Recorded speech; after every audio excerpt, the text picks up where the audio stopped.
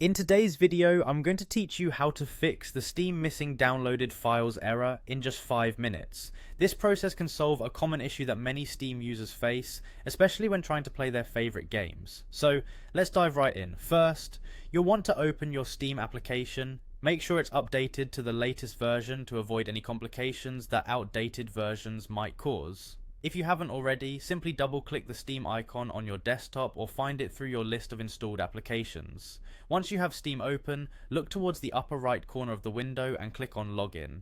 Next, you'll need to enter your account name and password. Double check your credentials for any typos to ensure a smooth login process. Then go ahead and click on Sign In. This will take you to your Steam homepage where you can access all your games and the other features Steam has to offer. When you're on your homepage, head over to the Library tab at the top of the screen.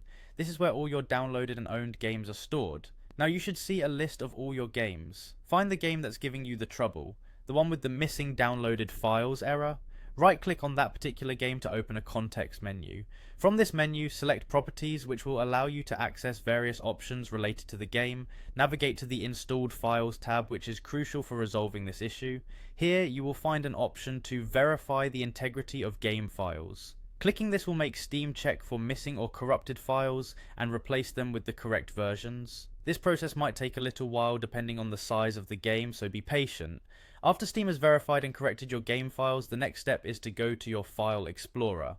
Open this PC and navigate to your Windows C drive, which is typically the primary hard drive on your computer.